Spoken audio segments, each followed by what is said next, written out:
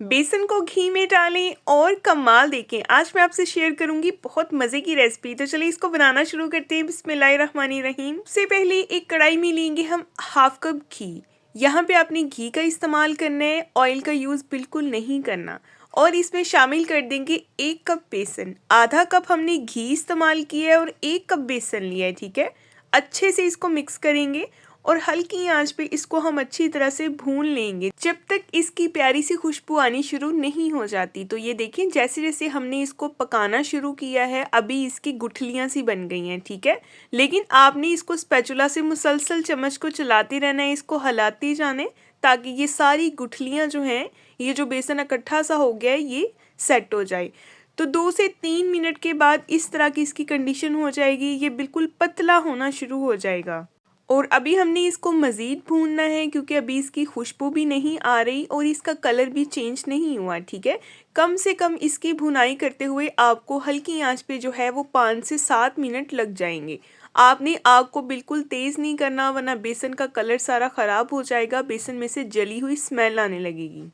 इसीलिए आपने बिल्कुल हल्की आंच यानी कि दम वाली आंच से जो थोड़ी सी ज़्यादा आंच होती है ना, उसके ऊपर आपने इसको भूनना है। अब इस टाइम पे इसका हल्का सा कलर भी चेंज होना शुरू हो गया और इसकी प्यारी सी खुशबू भी आनी शुरू हो गई है।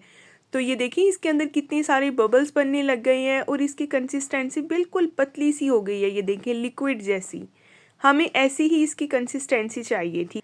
अब हमने चूल्हे को बंद कर देना है और इसको ठंडा कर लेना है। इसको उतार के रख लेंगे साइड पे और स्पैचुला को इसमें चलाते रहेंगे ताकि बेसन का कलर बिल्कुल एक जैसा रहे, ये नीचे लगे और जले ना, ठीक है।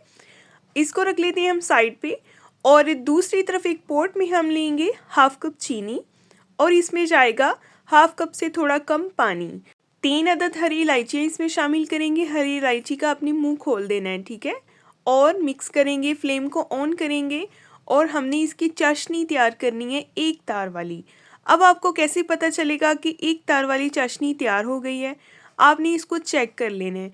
थोड़ा सा चम्मच के ऊपर लेके इस चाशनी को आपने दोनों उंगलियों के दरमियान इसको इस तरह से चेक करना है, बिल्कुल इस तरह से। ये देखिए मैं आपको बताती हूँ, इस तरह से जब इसमें एक तार बनती हुई नज़र आएगी ना, तो इसका मतलब ये है कि ये 1 तार वाली चाशनी तैयार हो गई है। तो बस अब करना कुछ भी नहीं है, ऐसे ही गरम गरम चाशनी को उठाएंगे और इस बेसन वाले मिक्सचर में डाल देंगे और फ़ौरन से इसको हमने मिक्स करना शुरू कर देना है। तो ये देखें, बस इसको अच्छी तरह से हमने मिक्स करना है। ये जैसे जैसे आप मिक्स करेंगे ये बिल्कुल एक लिक्विड की जैसी हो जाएगी। अभी हमने चूल्हे को नहीं चलाना, बंद चूल्हे पे ये सारा काम करना है, ठीक है। अगर आप चूल्हे को चलाएंगे तो फिर ये रेसिपी वैसी नहीं बनेगी जैसी हम बना रहे हैं। तो अब बस इसको हमने अच्छे से मिक्स कर लिया। अब फ्लेम को मैंने ऑन कर दिया है हल्की आंच पे। अब इसको 1 मिनट के लिए हमने सिर्फ पकाना है।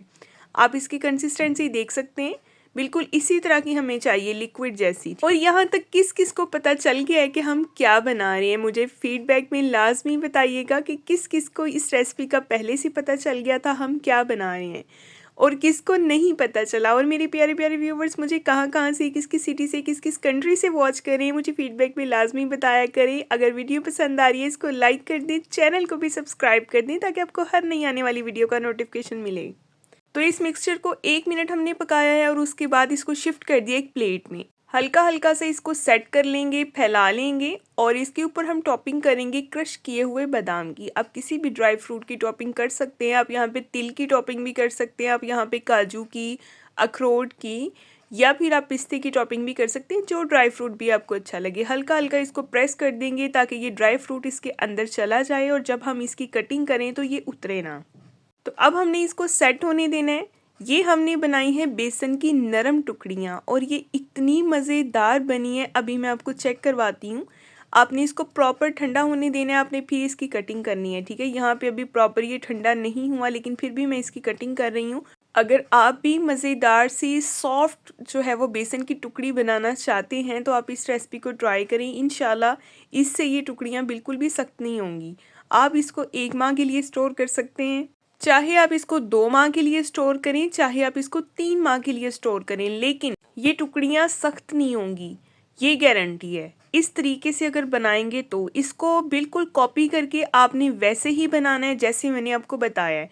तो इंशाल्लाह बेसन की टुकड़ी इतनी सॉफ्ट बनेगी, इतनी नरम होगी कि आप खुद ही हैरान रह जाएंगे। और जितना टाइम आप इसको मर्ज़ी रखें ये सख्त नहीं होंगी। और ये देखें, मैं अभी आपको दिखाती हूँ ये कितनी सॉफ्ट बनी है। हालांकि ये ठंडा हो चुका है, ठीक है। ठंडा होने के बाद जब इसकी कटिंग की है तो ये देखेंगे कितना सॉफ्ट है और ये इतना नरम है कि आपके मुंह में घुलता जाएगा जब आप इसको खाएंगे। इतनी मज़े की ये बेसन की टुकड़ियाँ बनी हैं। आप इसको लाजमी ट्राई कीजिएगा, मुझे फीडबैक में बताइएगा। नेक्स्ट मिलेंगे कल एक नई वीडियो के साथ, तब तक के लिए अल्लाह हाफिज़।